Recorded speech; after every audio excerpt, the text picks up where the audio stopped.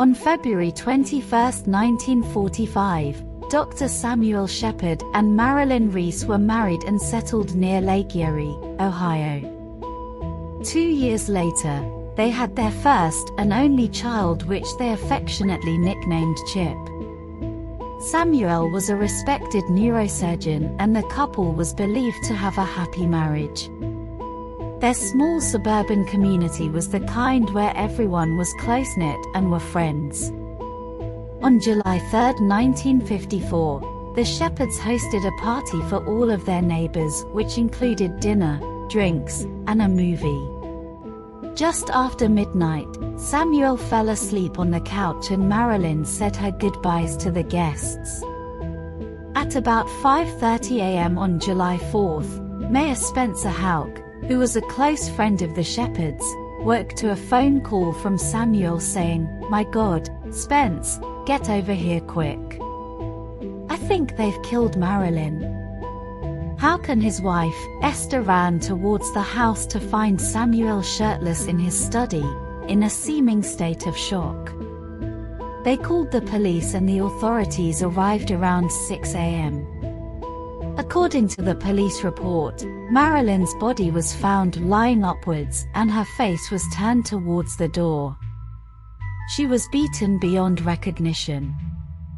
She had over 20 gashes carved deep into her face and scalp.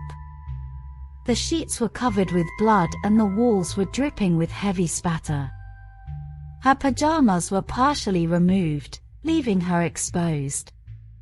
The autopsy reported that her time of death was around 4:30 a.m.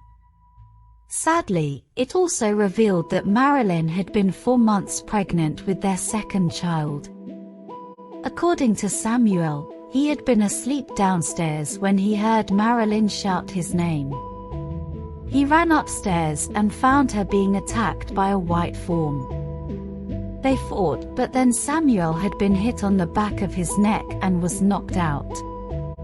When he woke, Marilyn was dead and the white form was gone. He then ran to Chip's room and thankfully saw him alive and sleeping soundly.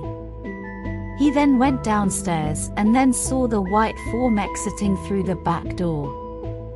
He chased the tall and bushy-haired figure down to the shores of Lake Erie. Samuel then explained that he lunged or jumped and grasped at the strange figure, but then he said, "I felt myself twisting or choking, and that terminated my consciousness." When Samuel came to, it was nearly dawn and his shirt and watch were missing.